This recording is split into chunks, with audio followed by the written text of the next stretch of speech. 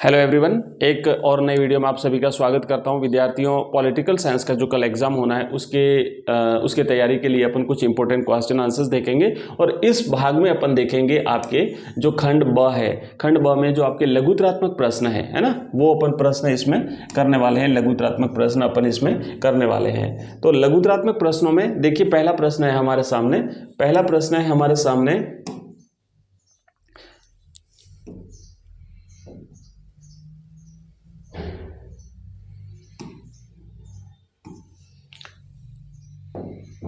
हाँ, तो अब अपन करते हैं, मतलब क्रम से आपका चौथा प्रश्न रहेगा और इस वीडियो का पहला प्रश्न है। तो इससे पहले हमने जो वीडियो किया था वो आपने देख लिया होगा, और अगर नहीं देखा तो इस वीडियो के डिस्क्रिप्शन में उसका लिंक मिल जाएगा, या फिर प्ले स्टोर पे जाइएगा, वहां पर भी आपको मिल जाएगा। और ये जितने भी क्वेश्चन आंसर्स कर रहे हैं, इसकी अगर आप पीडीएफ प्राप्त करना चाहते हैं तो आप हमारा टेलीग्राम चैनल ज्वाइन कर लीजिए और साथ ही साथ हमारा ऐप ज्वाइन कर लीजिए। ऐप डाउनलोड कर लीजिए अपने मोबाइल में, वहाँ पर आपको पॉलिटिकल साइंस के मॉडल पेपर्स मिल जाएंगे, कोर्स मिल जाएगा कंप्लीट। तो आप उसे जो है वहाँ से आप ये सारे मॉडल पेपर्स प्राप्त कर सकते हैं। और हमारे ऐप का नाम है एजुकेशन राइज, ठीक है। ये प्ले स्टोर पर आपको मिल जाएगा। एजुकेशन राइज आप लिखेंगे प्ले स्टोर पर, वहाँ पर आप हमारा ऐप देखेंगे, उसे डाउनलोड कर लीजिएगा। तो वहाँ से आपको सारे के सारे ये मॉडल पेपर्स मिल जाएंगे। चलिए देखते हैं, पहला जो प्रश्न है हमारा चौथा, सांस्कृतिक वर्चस्व किसे कहते हैं। वर्चस्व से तात्पर्य है ना, मतलब एक अधिकार, किसी एक शक्ति का, किसी एक सत्ता का, किसी एक राष्ट्र का एकाधिकार, शक्ति उसके हाथ में है, तो वो वर्चस्व कहलाता है। तो सांस्कृतिक वर्चस्व से क्या तात्पर्य है? तो देखो, सांस्कृतिक वर्चस्व से तात्पर्य है कि किसी सांस्कृतिक वर्चस्व का आशय है सामाजिक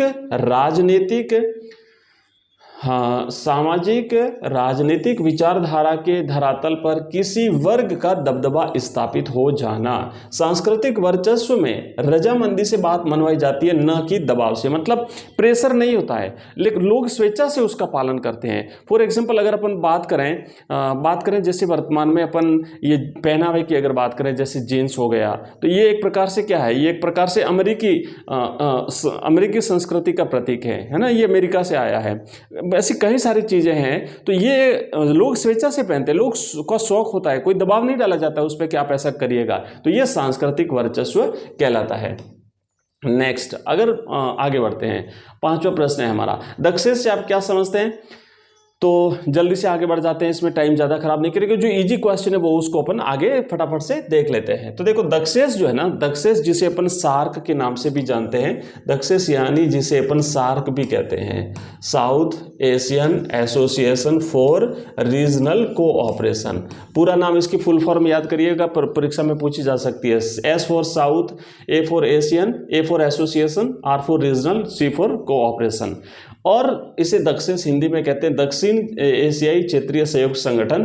तो इसमें जो है ना 8 राष्ट्र हैं। यह है दक्षिण एशियाई क्षेत्रीय सहयोग संगठन, इसमें 8 देश हैं। सबसे बड़ा देश है भारत, ठीक है। इसको देखो, याद करिएगा, भारत याद किया। भारत के पूर्व से शुरू करते हैं, भारत के पश्चिम से शुरू करते हैं। सबसे पहले आएगा पाकिस्तान, फिर वापस उत्तर की तरफ जाते हैं और उत्तर से भी नीचे पश्चिम में चले जाते हैं तो बांग्लादेश है। उसके बाद में फिर अपन दक्षिण में श्रीलंका है, उत्तर में नेपाल है, भूटान है उत्तर पूर्व में, और दक्षिण में मालदीव है, और पूर्व और पश्चिम में अफगानिस्तान पड़ता है। तो इनका एक क्षेत्रीय आर्थिक संगठन है जिसकी स्थापना इन देशों ने आपसी सहयोग को बढ़ाने के लिए की थी। आपको याद होगा 1985 में इसकी स्थापना की गई थी। इसका जो मुख्यालय है वो है काठमांडू, नेपाल की राजधानी काठमांडू में, और इसका पहला जो शिखर सम्मेलन हुआ था वो बांग्लादेश की राजधानी ढाका में हुआ था। नेक्स्ट, आगे बढ़ते हैं, अगले क्वेश्चन की तरफ बढ़ते हैं। आतंकवाद क्या है? तो आतंकवाद की परिभाषा अगर आप लिखना चाहें तो इस तरीके से लिखेंगे,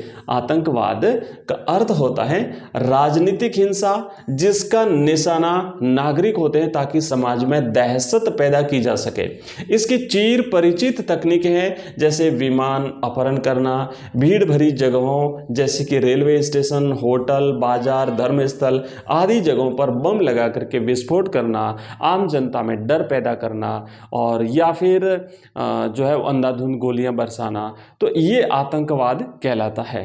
नेक्स्ट आगे बढ़ते हैं। अगला प्रश्न है, आपकी दृष्टि में मानवता की सुरक्षा के व्यापकतम अर्थ में आप कौन कौन सी सुरक्षा को शामिल करेंगे? 2 नंबर का आपका प्रश्न आ सकता है। देखो सुरक्षा की जो परंपरागत धारणा है और सुरक्षा की जो अपरंपरागत धारणा है, तो सुरक्षा की जो अपरंपरागत धारणा है, क्योंकि परंपरागत धारणा के भी 2 पहलू हैं और सुरक्षा की जो अपरंपरागत धारणा है उसके भी 2 पहलू हैं। तो अपन यहाँ पे बात करेंगे सुरक्षा की अपरंपरागत धारणा। उसमें एक तो जो है ना, अपरंपरागत धारणा में एक तो आता है सुरक्षा की अपरंपरागत, है ना, अपरंपरागत धारणा। तो इसके 2 पक्ष है, उसमें एक तो है मानवता की सुरक्षा और दूसरा है विश्व की सुरक्षा। दूसरा पक्ष उसका, एक पक्ष तो है उसके मानवता की सुरक्षा अपरंपरागत धारणा के, दूसरा है विश्व की सुरक्षा।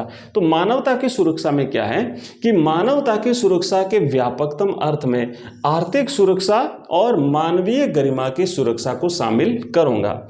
इसका मुख्य कारण है मानवता की रक्षा के लिए व्यापकतम नजरिए में अभाव से मुक्ति और भय से मुक्ति। अभाव का मतलब होता है कमी नहीं हो, इंसान के पास किसी चीज की कमी नहीं रहे, मतलब उसकी जरूरी आवश्यकताएं की पूर्ति की जा सके। और फिर है भय से मुक्ति, उसे किसी भी चीज से, किसी भी व्यक्ति से, किसी भी समाज से, किसी भी राष्ट्र से, किसी भी चीज से डरने की आवश्यकता नहीं हो। तो ये इसे अपन मानवता की सुरक्षा में शामिल करेंगे। चलिए आगे बढ़ते हैं। नेक्स्ट है वैश्वीकरण से वैश्वीकरण से क्या अभिप्राय है? वैश्वीकरण मतलब कि ग्लोबलाइजेशन, ठीक है ना। वैश्वीकरण से क्या तात्पर्य है?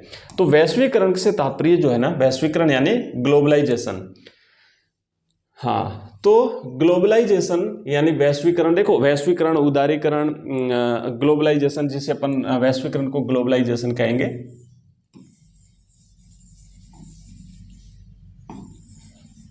Globalisation, right. इसका क्या तात्पर्य है? देखो वैश्वीकरण से अभिप्राय है कि जब कोई देश विश्व के विभिन्न राष्ट्रों के साथ वस्तु, सेवा, पूंजी और बौद्धिक संपदा आदि का बिना किसी प्रतिबंध के परस्पर आदान प्रदान करता है तो उसे वैश्वीकरण या भूमंडलीकरण कहते हैं, उसे ग्लोबलाइजेशन कहते हैं। विश्व के किसी भी देश के साथ अगर इन चीज़ों का, इस प्रकार की चीज़ों का जो है वो क्या कर सके, बिना किसी दबाव के, बिना किसी प्रतिबंध के आदान प्रदान कर सके। दूसरे शब्दों में हम कह सकते हैं कि वर्तमान समय में संचार क्रांति ने संपूर्ण विश्व की दूरियां कम करने में महत्वपूर्ण भूमिका का निर्वाह किया है। इसी कारण संपूर्ण विश्व एक विश्व गांव में परिवर्तित हो गया है, एक ग्लोबल विलेज में परिवर्तित हो गया है। विश्व में संचार क्रांति की प्रभावशाली भूमिका के कारण एक नई विचारधारा का जन्म हुआ है जिसे वैश्वीकरण कहा जाता है। ठीक है, तो जिसे क्या कहा जाता है? जिसे वैश्वीकरण कहते हैं, जिसे भूमंडलीकरण अपन कहते हैं। नेक्स्ट आगे बढ़ते हैं, अगला क्वेश्चन की तरफ बढ़ते हैं। और अगला प्रश्न है कि हमें संयुक्त राष्ट्र संघ जैसी अंतर्राष्ट्रीय संस्थाओं की आवश्यकता क्यों है, बताइए। देखो आपके एक है ना जो बड़े प्रश्न आएंगे वो अलग अलग कैटेगरी में आते हैं। एक आता है सृजनात्मकता, तो उसमें इस प्रकार के प्रश्न पूछे जा सकते हैं, वहां पे आपको इस प्रकार के क्वेश्चंस के आंसर देने पड़ेंगे। तो इसमें आपको लिखना है कि भाई हम जो है ना, हम संयुक्त राष्ट्र संघ जैसी अंतर्राष्ट्रीय संस्थाओं की आवश्यकता इसलिए है क्योंकि वर्तमान विश्व एक विशाल गांव अथवा बाजार में परिवर्तित हो गया है। अभी अभी हमने देखा ग्लोबलाइजेशन के कारण ऐसा हुआ है, संचार क्रांति के कारण ऐसा हुआ है, टेक्नोलॉजी प्रौद्योगिकी के कारण ऐसा हुआ है, और विश्व का प्रत्येक हिस्सा परस्पर आपस में जुड़ा हुआ है। विश्व के समक्ष सुरक्षा, शांति, आतंकवाद, तीव्र गति से विकास, पर्यावरण संरक्षण और मानवाधिकारों के संरक्षण जैसी विभिन्न समस्याओं के साथ साथ वैश्वीकरण और उदारीकरण की भी को भी सफल बनाने की चुनौती है। और इन समस्त चुनौतियों से निपटने के लिए हमें अंतरराष्ट्रीय संस्थाओं जैसे कि यूएनओ, तो इस प्रकार की संस्थाओं की आवश्यकता पड़ती है। चलिए आगे बढ़ते हैं और नेक्स्ट देखते हैं अपन। 10वां प्रश्न है, ओजोन परत में छेद होने से पारिस्थितिकी तंत्र पर क्या प्रभाव पड़ेगा?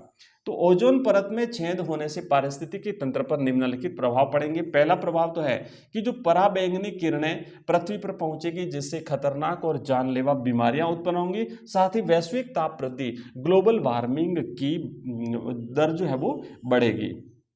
इसके अलावा आप लिखेंगे कि पराबैंगनी किरणों के पृथ्वी के वायुमंडल में प्रवेश करने से पेड़ पौधों और जीव जंतुओं पर अत्यधिक बुरा असर पड़ेगा। नेक्स्ट, तो ये आपको दो इसमें पॉइंट लिखने हैं। अगला क्वेश्चन है कि आपकी राय में वैश्वीकरण के क्या कारण है, किन्हीं चार कारणों की विवेचना कीजिए। तो चलिए वैश्वीकरण के कारणों की विवेचना करते हैं कि वैश्वीकरण का कारण क्या है। तो आप यहाँ पे लिखेंगे भाई कि देखिए वैश्वीकरण के उदय के चार कारण, वैश्वीकरण के उदय के चार कारण। पहला तो लिखना है कि वैश्वीकरण के उदय का प्रमुख कारण युद्ध की संभावनाओं को कम करना है। किसी भी प्रकार का युद्ध नहीं हो, अगर कहीं संभावना बनती है तो उसे रोकनी है, उसे कम करनी है। इसके उदय का एक कारण जो है वो है राष्ट्रों के अलगाववाद को समाप्त कर उन्हें विश्व व्यवस्था में सक्रिय करना। नेक्स्ट है इसका पर्यावरण संतुलन को लगातार बनाए रखने की में भी वैश्वीकरण के उदय वैश्वीकरण के उदय का एक कारण रहा है। और वैश्वीकरण के उदय का एक अन्य कारण ऐसी एक आर्थिक व्यवस्था की स्थापना है, ऐसी एक आर्थिक व्यवस्था की स्थापना करना है जिसमें गरीबी को कम किया जा सके। ठीक है, तो ये हमने यहाँ पे कुछ प्रश्न देखे हैं। और नेक्स्ट अपना अगला जो क्वेश्चन है, अगला जो 12वां प्रश्न है उसमें है कि भाई आलोचक ऐसा क्यों सोचते हैं कि भारत में चुनाव सफलतापूर्वक नहीं कराए जा सकेंगे, किन्हीं दो कारणों का उल्लेख कीजिए। तो लिखेंगे कि आलोचकों द्वारा भारत में चुनाव सफलतापूर्वक संपन्न नहीं कराए जा सकने संबंधी दो कारण। पहला, भारत क्षेत्रफल और जनसंख्या की दृष्टि से बहुत बड़ा देश है और शुरू से ही सभी 21 वर्ष के वयस्कों जिसमें स्त्री पुरुष सम्मिलित थे को सार्वभौम मताधिकार के प्रयोग की जो व्यवस्था की गई है, सार्वभौम मताधिकार के प्रयोग की जो व्यवस्था की गई है, इतने बड़े निर्वाचक मंडल के लिए व्यवस्था करना बड़ा कठिन था। और दूसरी बात थी कि भारत के अधिकांश मतदाता अशिक्षित थे जिनसे स्वतंत्र और समझदारी से मताधिकार का प्रयोग किस प्रकार हो सकेगा इस पर लोगों को विश्वास नहीं था, परंतु यह मात्र एक भ्रम था और भारत में सफलतापूर्वक जो है वो इस प्रकार की व्यवस्थाएं करवा दी गई। नेक्स्ट है अगला 13वां प्रश्न है हमारा। 13वां प्रश्न है कि 5वीं लोकसभा के चुनाव में कांग्रेस की जीत के दो कारण बताइए। 5वीं लोकसभा की अपन बात कर रहे हैं, कांग्रेस जीती थी 1971 में जो चुनाव हुए थे उसकी बात करते हैं। ठीक है, तो देखो 5वीं लोकसभा में कांग्रेस की जीत के कारण, पहला तो था 1971 में 5वीं लोकसभा के चुनाव में कांग्रेस की जीत का सबसे बड़ा कारण इंदिरा गांधी का चमत्कारी नेतृत्व था। ओके, पहला पॉइंट लिखना। दूसरा, इन चुनावों में कांग्रेस की जीत का दूसरा बड़ा कारण था श्रीमती गांधी के द्वारा की गई समाजवादी नीति संबंधी पहल और गरीबी हटाओ का नारा। तो ये ऐसे तीन चीजें थी आपको लिखना। तो इससे कांग्रेस पुनः जो है वो सत्ता में आई, क्योंकि 1967 वाला जो चुनाव हुआ था वहां पे कांग्रेस की स्थिति काफी कमजोर हो चुकी थी। नेक्स्ट अगला है 14वां प्रश्न, प्रिवी पर्स से क्या अभिप्राय है, संक्षेप में बताइए। याद होगा आपको, पहले जो राजा महाराजा हुआ करते थे, देशी जो रियासतें हुआ करती थी, उनको जब उनका जब एकीकरण करके और एक राष्ट्र का निर्माण हुआ, भारत राष्ट्र का निर्माण हुआ, तो उनको एक व्यवस्था की गई थी कि भाई आपको हम क्या करेंगे, प्रिवी पर्स मिलेंगे। तो देखो लिखना है कि प्रिवी पर्स से आशा था कि भारत में स्वतंत्रता प्राप्ति के समय देशी रियासतों को भारतीय संघ में सम्मिलित किया गया और इनके तत्कालीन शासकों को जीवन यापन हेतु विशेष धनराशि और भत्ते दिए जाने की व्यवस्था की गई थी। इसे ही प्रिवी पर्स के नाम से जाना जाता था। उसके बाद में फिर इंदिरा गांधी ने इस व्यवस्था को समाप्त कर दिया था। अगला क्वेश्चन है 15वां, नर्मदा बचाओ आंदोलन के प्रमुख नेता का नाम बताइए, उन्होंने इस आंदोलन को कैसे आगे बढ़ाया। तो आप लिखना है कि नर्मदा बचाओ आंदोलन की प्रमुख नेता मेधा पाटकर हैं। 1980 के दशक में इस आंदोलन की तरफ लोगों का ध्यान उस समय आकर्षित हुआ जब विस्थापित लोग सुसंगठित हुए और इस आंदोलन के जाने माने कार्यकर्ता बाबा आमटे, सुंदरलाल बहुगुणा आदि इसमें सम्मिलित हो गए। नेक्स्ट है 16वां प्रश्न है, और 16वां एक लास्ट प्रश्न कर लेते हैं, उसके बाद खंड स जो शुरू होता है तो उसको अपन नेक्स्ट वीडियो में देखेंगे। ठीक है, तो देखिए 16वां प्रश्न है, द्रविड़ आंदोलन के स्वरूप को बताइए। तो आप लिखेंगे कि द्रविड़ आंदोलन का स्वरूप, सर्वप्रथम द्रविड़ आंदोलन के नेतृत्व के एक भाग की आकांक्षा एक स्वतंत्र द्रविड़ राष्ट्र बनाने की थी, लेकिन इस आंदोलन ने कभी सशस्त्र संपर्क का मार्ग नहीं अपनाया। यह आंदोलन अखिल दक्षिण भारतीय संघर्ष वश में अपनी बात रखता था, परंतु अन्य दक्षिणी राज्यों से समर्थन प्राप्त न होने के कारण यह आंदोलन धीरे धीरे तमिलनाडु तक ही सीमित हो गया।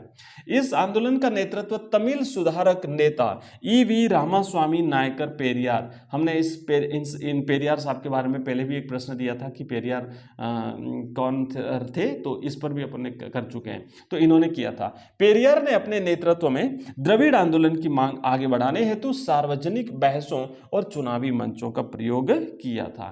तो ये हमने किए हैं, आपके छोटे जो प्रश्न थे, लघुतरात्मक जो प्रश्न थे उसको किया है। और नेक्स्ट जो अपना वीडियो रहेगा उसमें अपन खंड स के जो प्रश्न है ना, दीर्घ उत्तरीय जो प्रश्न है उनको करेंगे। तो मिलते हैं बहुत ही जल्दी नेक्स्ट क्लास में, तब तक के लिए बाय, धन्यवाद, थैंक यू वेरी मच।